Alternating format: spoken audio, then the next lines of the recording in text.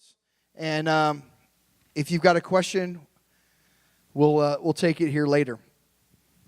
So the idea and the question that was kind of phrased to us was, I don't understand either my parents, I don't understand my kids. Everyone in my family is weird. Why aren't they normal? And so we've phrased a couple questions here, and we're just going to kind of let everybody take a crack at them here. So let's start, Pastor Sarah. Let's start with you, because this deals with younger generation. Why are my kids always on their devices?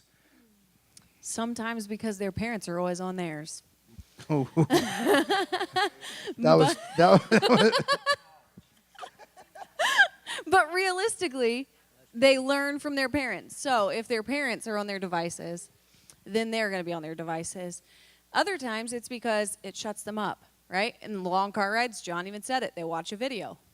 Keeps them quiet. We don't hear, "Are we there yet?" very often. So it's a way that we keep them entertained when they're young, and then they grow up just thinking that that's acceptable and normal.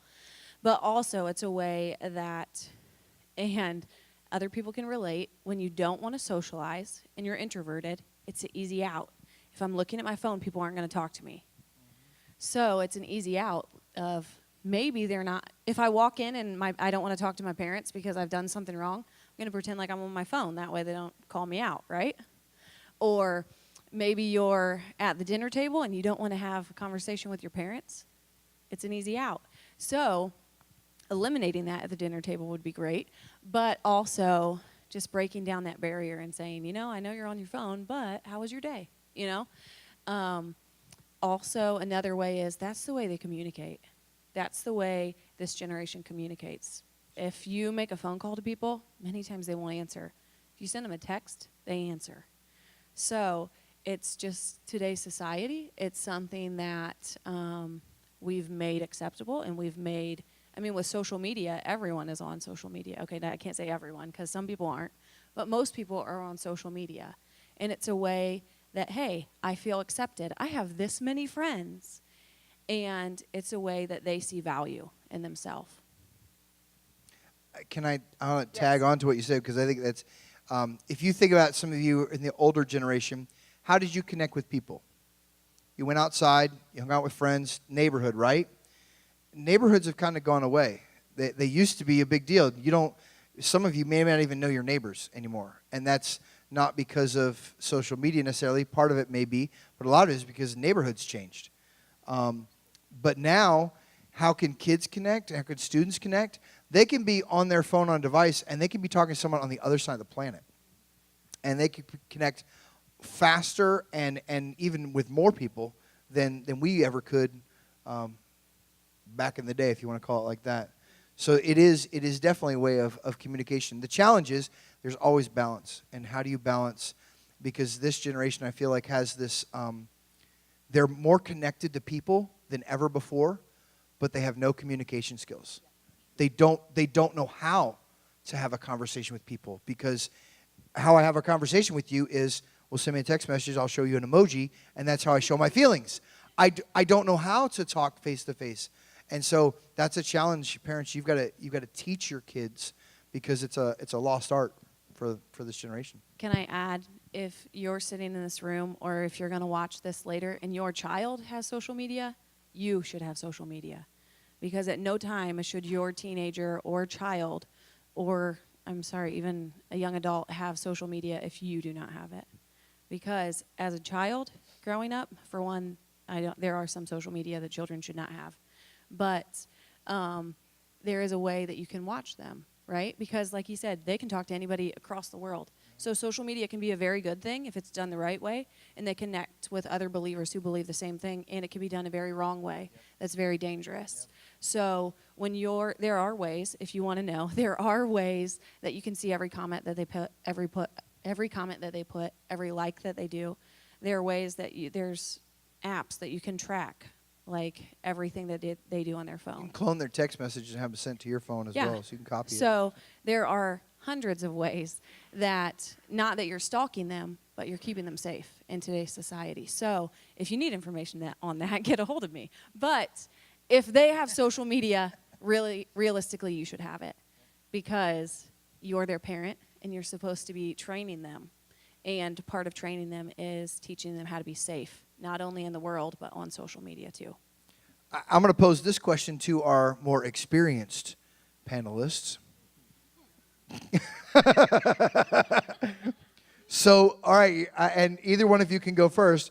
Why do older people always think that the younger generation or kids are lazy? Larry, why don't you start off at work with that one?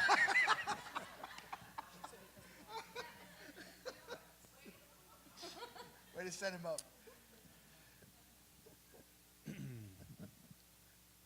Well, when I was a kid, I walked 5 miles up a hill, you know.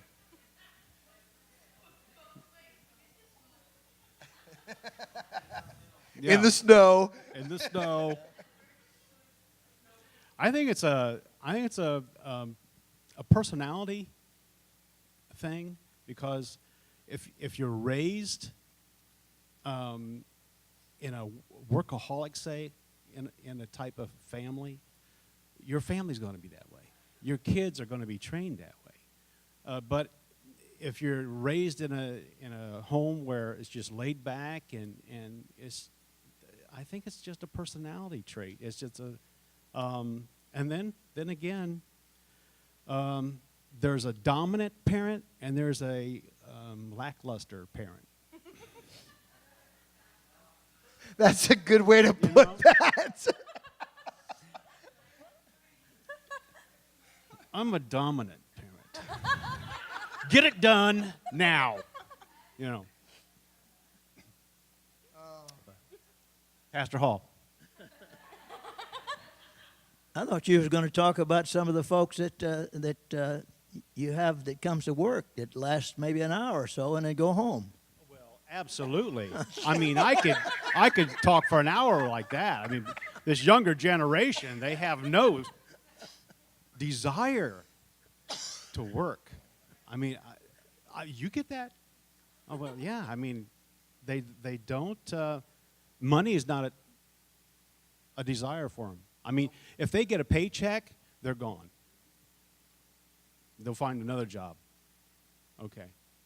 So.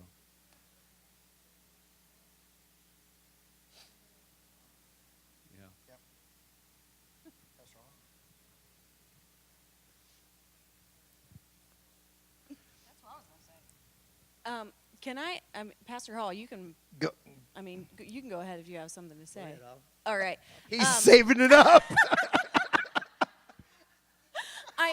I am with Larry because the generation he speaks of, unfortunately, is mine. But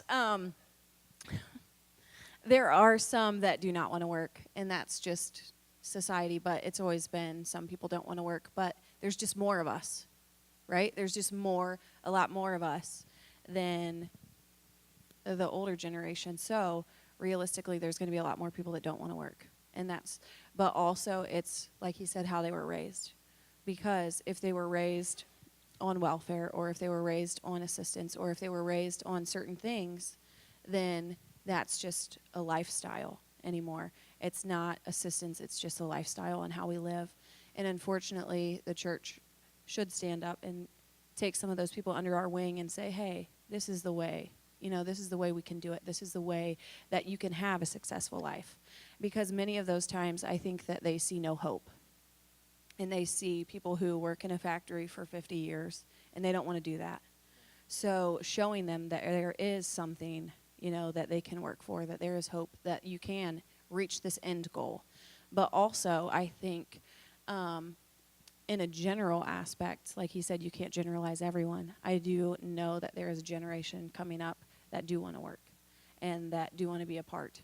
And that's what they say about the generation coming up is they want to feel included. They want to be a part of something. So I was saying when we pulled in here today, I even told Matt, I said, I am so proud of, and I'm going to call them out, Hope and Zoe, because they were the first ones here for worship practice. Like they were the first one, and they always are.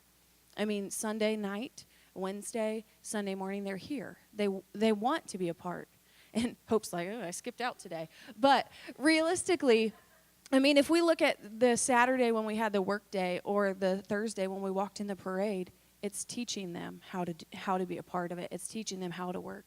Because many times they don't have a home life that their parents work. Because like she said, maybe their parents are working and they're just at home. They don't know what to do. So having someone come alongside them and say, hey, you want to come do this together? That's why Clean Week is so important for me. Tuesday, the teenagers will be here, and we'll be doing something together.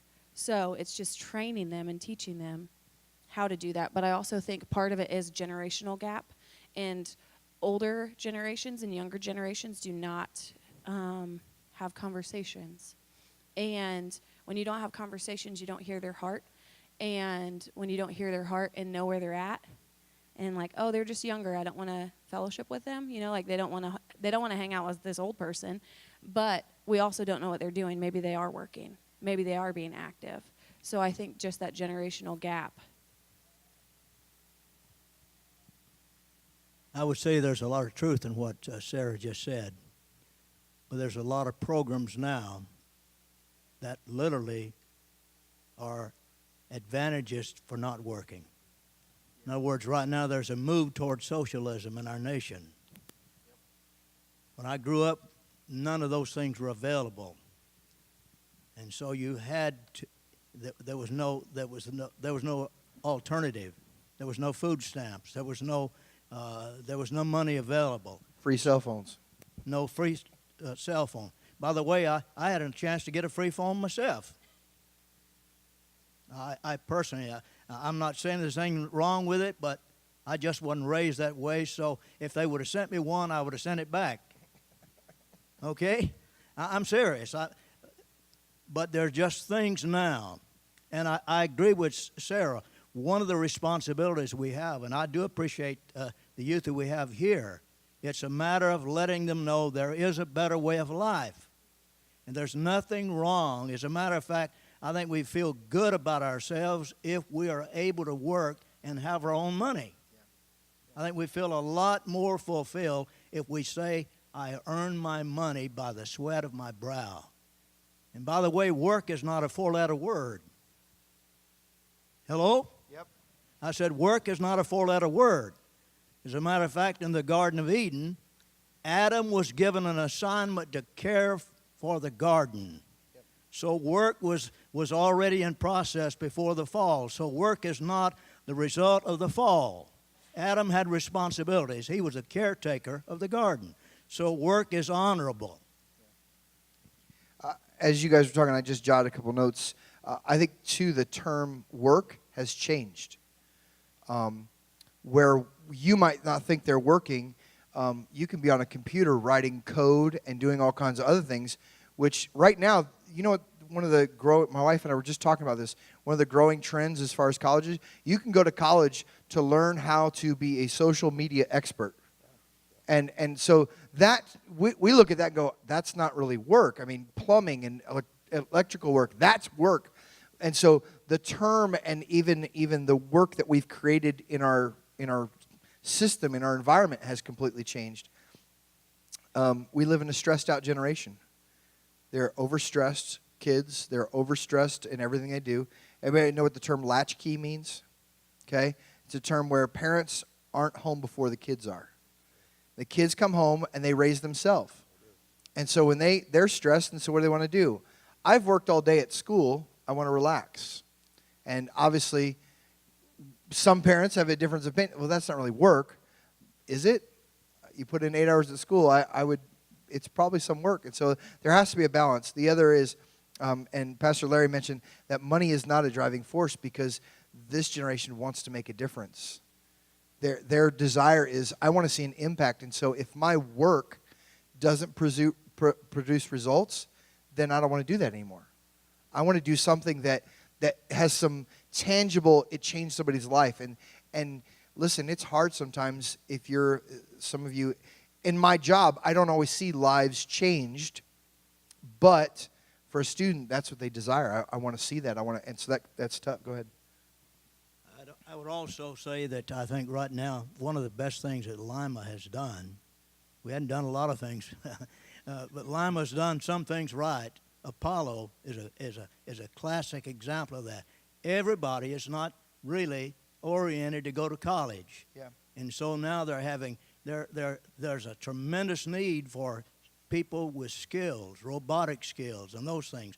So vocational education is a major inroad to helping people find their niche in life.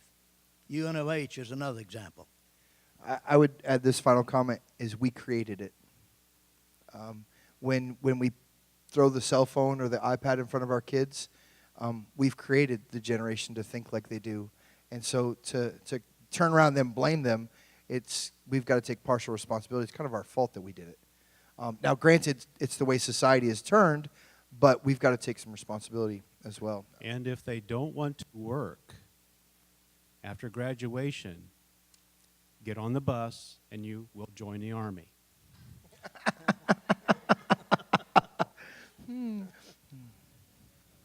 Yeah. And then they'll work Then for they'll- real. That happened. That And happened. You know what? And that's a good point. I think sometimes we need to teach kids that, you know what? Sometimes life, you don't always get to do what you want to do, and you don't always get to do what's fun. I mean, you should enjoy your life, but sometimes, listen, I had to scrub floors and clean restrooms, and listen, I didn't like doing it, but I needed to do it because it's how I provided for my family. And so sometimes work is that way. I do it because I want to provide. I need to take care of things. And that's that balance, of teaching them, that. All right, Pastor Sarah. Why do my parents embarrass me?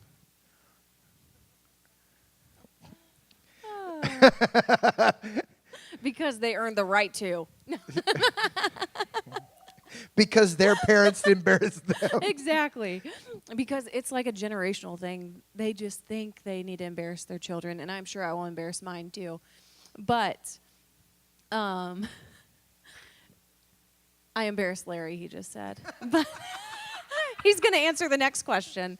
I think many times they embarrass them because they want affection. And this is what I see most of the time with teenagers or even preteens, is the mom goes in for the awkward hug and the teenager's like, mom, it's realistic, it's real life. So I think finding that balance of affection and how we show it is good, but also I think many times we're embarrassed by our parents because we think that we know better, or we think that the way we would do it is best, right? Many times that's why we get embarrassed by other people, is because I wouldn't do it that way, so I don't know why they're doing it that way. And, I get embarrassed when I can't send food back at a restaurant because that's not me. Like, I just can't tell someone they didn't do it right. So I will sit there and just not eat it. But other people will send it back. It's just difference in personalities. And your parents have a different personality than you, and your children have a different personality than you. So learning to live with that is the fun part. So I just decided in life that nothing was going to embarrass me. So I just started doing embarrassing things myself, and that's why I embarrass Larry now. So. All right, so then the flip side, then, why do my kids embarrass me? I embarrass quite easily. I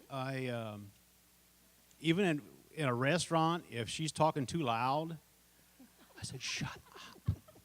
There's other people listening in to what you're trying Because to say. Larry wouldn't do it that way. It's his personality versus my personality. I'm private person.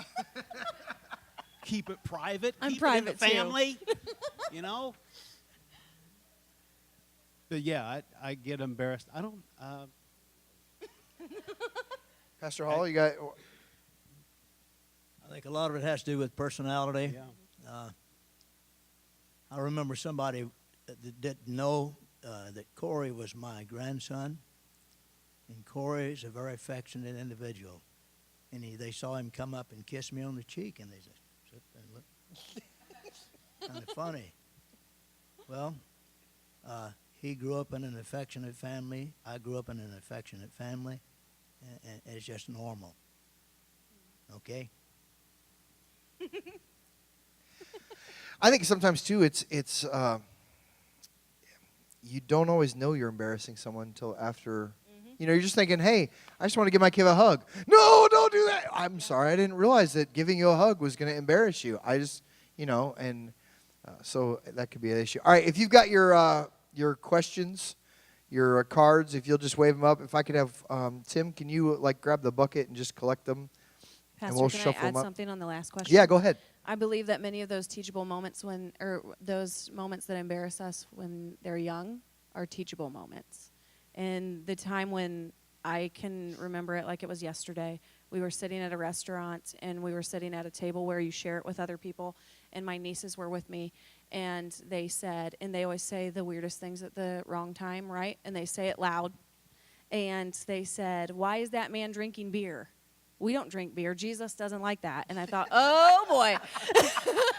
So then I had to have the real conversation with her, you know. But, I mean, it's just those moments where many times they embarrass us, but they're teachable moments that we should act on at that time and not later.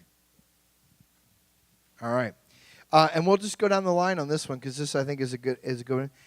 How can I relate to others in my family? When I'm struggling to relate to my parents or my kids or my in-laws or my grandparents or whoever it is, how do I change that? I think you try and find something that you have in common. Whether it's a game, whether it's something you do together, or there's got to be something in common that the other one does or you do, that it's a common ground where you can come together and just talk about it or just share a moment together. That's how you relate. Other than that. Pastor Sarah? My theory in life is you have something in common with everyone. You just have to find that one thing. And many times you have to talk about a lot of things you don't like. So that is why I catch up on the news and sports and all kinds of stuff that I really don't enjoy, just so I have something in common with that person. And then once I find what I really like and they like, then we can talk about it. She argues. She argues over the sports. So she gets enough information just to irritate you. Okay? Why do your parents embarrass you? But Right there, personality.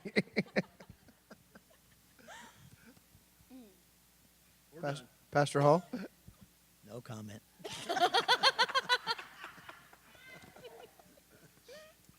I think that's exactly right. You got to find some things in common, and let's go back to kind of the work thing. Is sometimes, you know, they're family, and you don't always get to pick your family, and that, you know what, in spite of what I like or don't like, it doesn't really matter.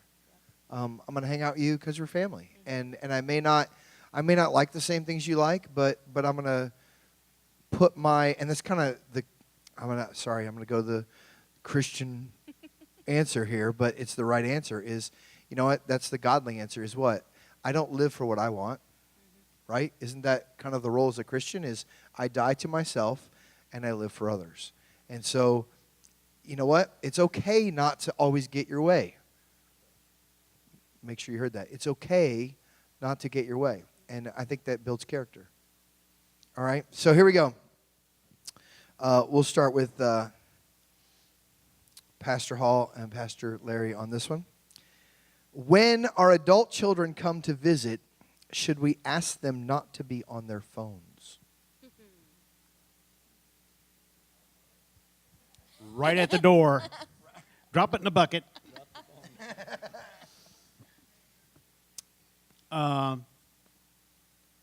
You know, if you're trying to strike up a conversation, you got to say, hey, I'm trying to talk to you.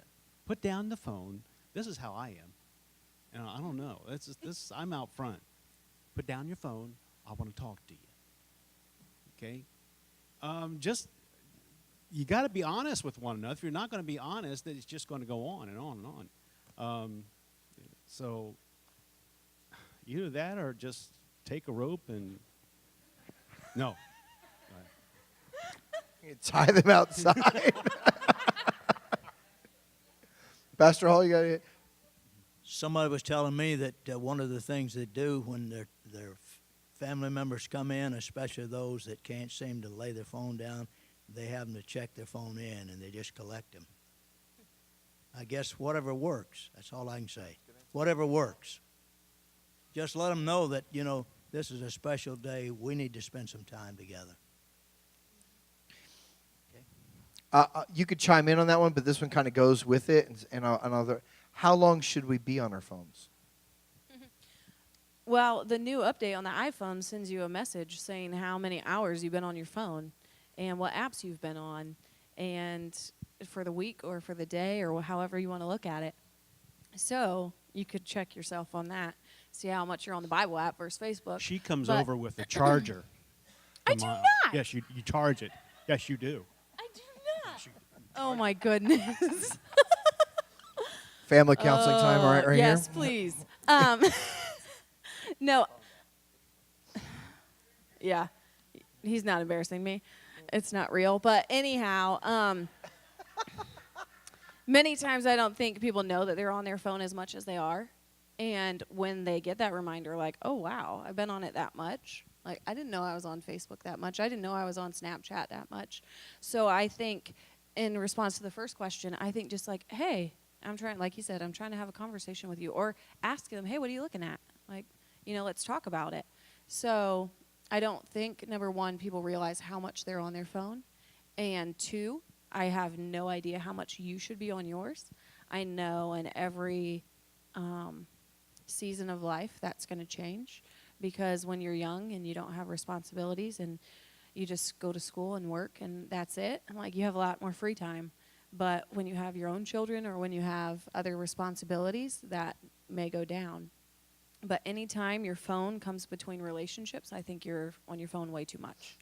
So you just need to have a conscious decision on that and say, okay, am I socializing with the people around me? Do they know that I care about them? Do they know that I'm here to talk to them? Do they realize that, they come before my phone?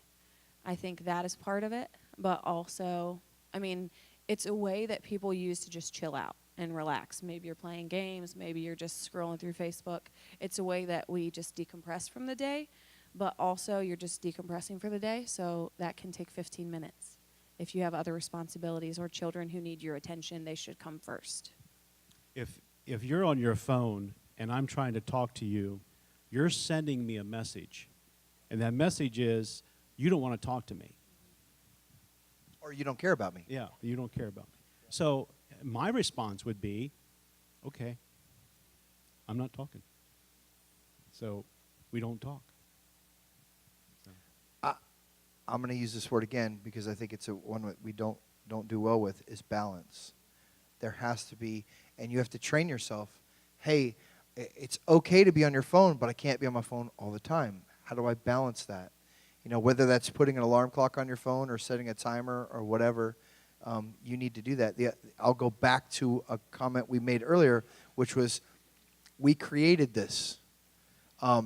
Parents, understand the challenges that are going here, and then let's go back to the point that the teenagers, the students, the children that we're raising, they don't know how to have a conversation. So when you're saying, I want a conversation, they're saying, that's great, but I don't know how. They're not trying to be rude, they just don't know how. I would argue this, that we also live in a generation that can multitask better than any generation before it.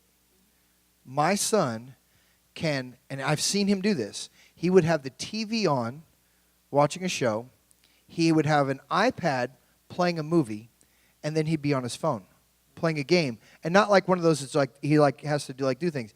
And I'll be like, hey, turn one of those off. He goes, I'm watching that.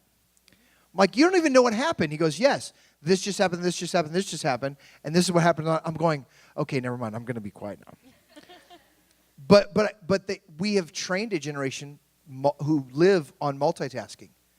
And I would argue that probably we're in a danger because they don't know how to not multitask. For them typing on their phone and listening to a conversation and listening to music is second nature. They can do that. Not a big deal. And if you take away, we've almost created the ADD kids. That they don't know how to not do just one thing. They have to do 4. Yes. So, and that's, again, you have to retrain yourself. You have to retrain that. But I do think, I'm a big fan of Chick-fil-A. Love Chick-fil-A. Chick-fil-A for a while had a thing where come to dinner, take a bucket, put your phones in the bucket, and if you eat dinner and leave your phone in the bucket, we'll give you free ice cream. Free ice cream is always good, right? So, and so that's a great way to just connect. And I think you'd probably run into maybe some fight, some tension if you said check your phone at the door, especially if you did it just all of a sudden, like, hey, you were just here yesterday, but now the phone's in the bin, okay? But I do think you can creatively say, hey, guys, for the next hour, we're going to hang out and talk, so we're going to play a game. Everybody put your phones in the bin. So you've got to be creative when it comes to that.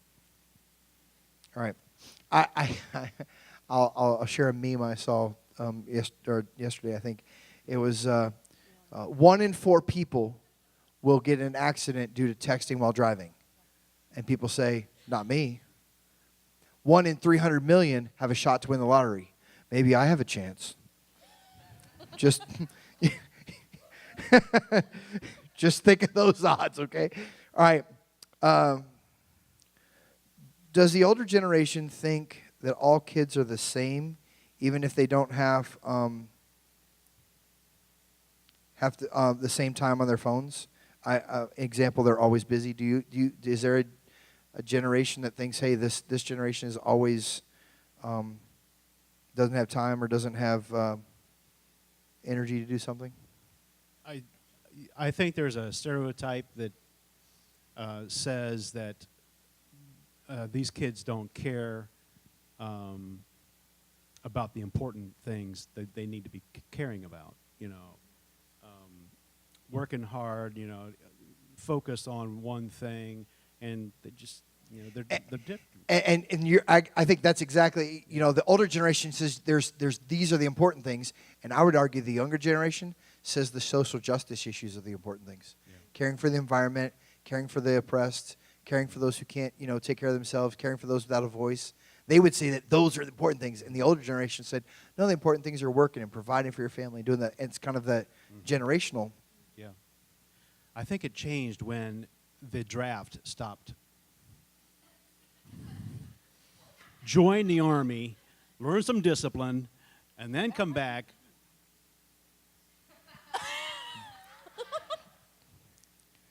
That does. It has to come down to discipline in the home. And, of course, I came from a one-parent home, but my mom was militant. No, she wasn't. I'm kidding. Very loving, but she worked. She walked. I could not believe. Later in life, I realized she walked to work. I could not believe that.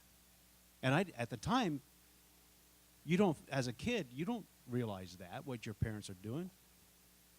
And she worked years walking to work. And I didn't think nothing of it. But then when I'm raising my kids, I'm thinking, wow, my mom was a trooper. Yeah. Has it changed that,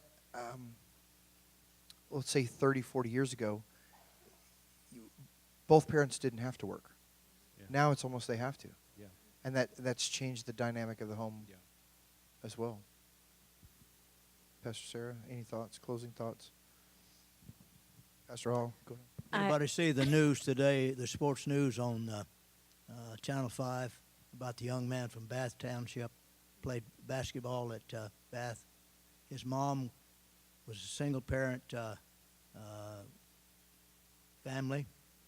His dad was in prison. She worked at CUPE, worked 50 hours a week to keep her 2 sons going.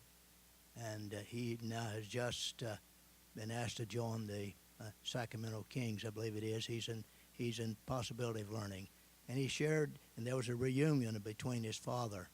It was just a powerful story. So, you know, I think one of the dangers is that we stereotype everybody, and we have to be careful. We don't need to do that. That's what I was going to add is we need to let the generation coming up know that we believe in them. Because when there is a stereotype, I mean, you can talk about millennials all day long. I am a millennial. So I am not the person, the 30-year-old who lives in my mom's basement who, you know, thinks I'm going to make $1 million on my computer. It's not realistic. I know that. But I'm in that generation. So when people tag millennials, I think, oh my goodness, they think that of me. So I think letting them know that they're an individual, like you're a soul that Jesus loves, and I love you. Letting them know that I don't think what the world thinks about you, but there's hope, and this is how we did it. But I think having that real conversation of what's your goals in life, and then helping them get to that. Because our goal in life, of course, mine, I'm a hard worker. I love to work. I don't know why, but I do. And it's one of those things that's what I find value in, and that's where I find, like he said, you know, like you find your pride. That's where if you work and you do a good job, I have value. But many people don't see it like that. So having that conversation where, how do you feel valued? How do you feel loved? And then helping them get there. I think it was a few weeks ago we talked about the idea that we have to help our kids grow up, if you remember that.